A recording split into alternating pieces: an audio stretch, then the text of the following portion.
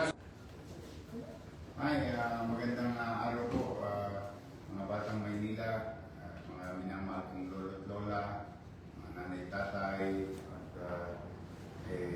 kami po ay narito sa opisina at dala ng meron kaming nais i-present sa inyo. Itong nagpa-viral na video na naman nangyari kahapon habang yung mga kababayan natin na tinutubo ng apo yung kanilang ari-arian, bahay, habang nagkakagulo. May mga ilang talonges na akala mo pumunta sa fiesta, nakipiesta sa sunog. Pero mo, biktima nga sunog yung mga tao. Biniktima pa nila ng mga pagnanakaw ng gamit. Hindi nila naintindihan. Yung mga kuryenteng pinagkukuha nila, yun din yung kuryenteng ikakabit sana after the sunog. As you can see with the video, parang sila nagmamap doon na parang walang gobyerno, para silang may sariling mundo doon. Buti na lang, nandoon yung pinadalang augmentation. Pinadalang augmentation ni General Abad habang kasagsagan ng sunog. Pinaapulan natin. Papasalamat nga ako sa Air Force. First time na gamit yun doon sa tundo yung Black Hawk, Sikorsky at Huey yata yung helicopter na may dalang water bag. No? Dahil doon, normally lumalaki pa yung sunog doon. Hindi na po siya gumapang. Pero ang disturbing, alam niyo yung mga orange wire. Pag-aari po yan ng privado. Yan po yung pag-aari ng Grabco. At dahil dyan sa orange wire na yan, nagkakaroon ng mas safety na electrical supply sa mga community, kahit sa mga squatter o kahit sa mga bahay-bahay. Yan ang bibigay ng safety para sa mga bahay. No? Na yung binibigay na kuryente, ligtas, maayos ang pagkakakabit. Kung may sunog, yan din ang unang pinipix para ma-power up yung mga bahay, na lalo na yung hindi nadamay ng sunog. Imbis na makarecover tayo ng mabilis, may mga tao yata talagang wala tamang pag-iisip o wala sa sarili. Hirap na nga yung mga tao na sunugan. Tapos pag nanakawan pa natin ng mga gamit, kala kasi nila, dati-rati kasi pag may sunog ng araw, parang libre zone sa Maynila. Kaya nga po nagpunta ron dahil gusto ko mabilis na maapula yung sunog. Pero hindi pa rin. Talagang kahit na maraming audience, maraming mga pulis, ang lalakas sa mga loob ito. But gusto ko lang kayong i-update tungkol dyan sa sunog na yan. Yung mga suspect sa video. Ito, lalo na ito, dalawang ito. Ito yung mga pinagagawa ng mga talongas nito. Mahango yun. Ito mo, may flies pa. Alam mo, mauubusan mo. Nang may puwis na, binaba. Lalo pa yung isang video. Meron pa isang video na nagpa-viral. Yung mga nasa video doon, lumipat na kayo ng address. Dahil kanina, nung nagpunta ako sa sunog para magbigay ng financial assistance na city government para sa mga pamilya na sunugan, in-orderan ko si Colonel De Leon.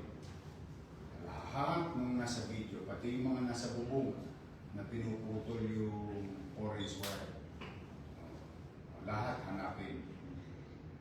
Kaya payo ko sa inyo, magsialis na kayo dyan sa 105.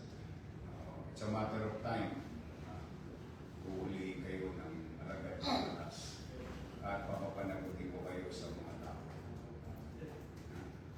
So anyway, andito po. Ano nga? Ano mo dito?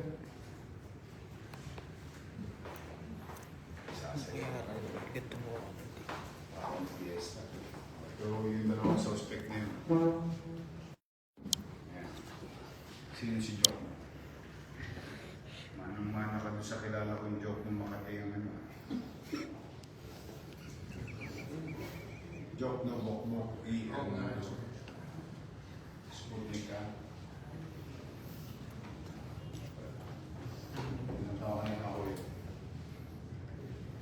Ito.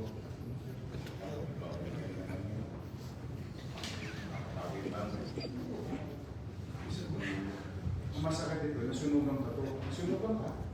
Tama ba? Kasi building na hindi mo pa.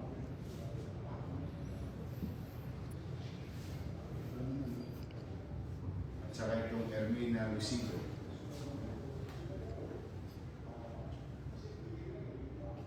Ito po yung dalawang nasa video. Yung isang uri naman ng video, parang may piyesta.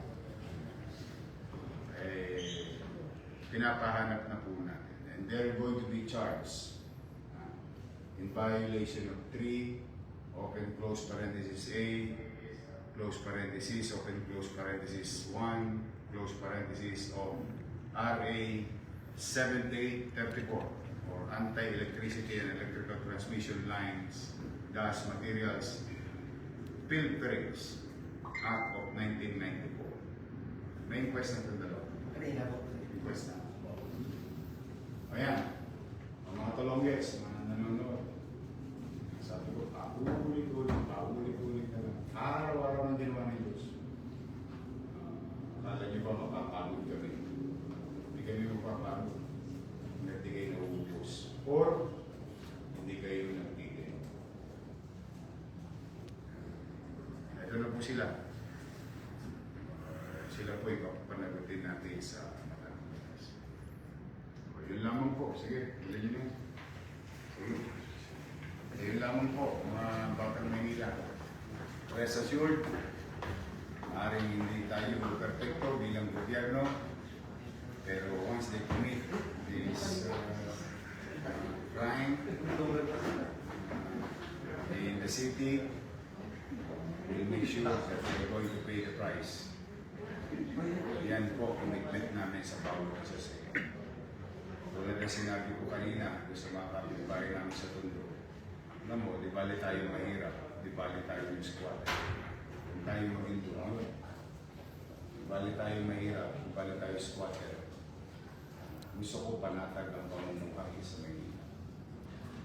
Maaliwalas, may pusang disiplina, may pagkain sa kapwa, pagmamalasakitan, at panatag na pamumuhay. Kaya po, pipilitin ko araw-araw na magbigay sa inyo. Karapatan niyo po yan. Magkaroon ng kapanatagan sa pamumuhay dito sa Maynila. So standby lang po kayo lagi sa mga updates namin. At kung kinakailangan mag-talk to the people kami like this, gagawin po namin. At kung sakasakali, kayo may mga kakailanganin o may mga insidente na sa tingin ninyo kailangan mabigyan ng justisya, padala nyo lang po sa amin. At nagpapasalamat kami sa mga netizen na nagpo-post at tinatag kami. You're calling our attention to do our job. Thank you sa inyong lahat. And our own little way, we'll do our best. So muli po, maraming salamat. Mag-iingat kayo mga Batang Maynila, sa mga minamahal kong senior citizen, mga nanay tatay ko. Pagpalain nawa kayo ng Manila. God first.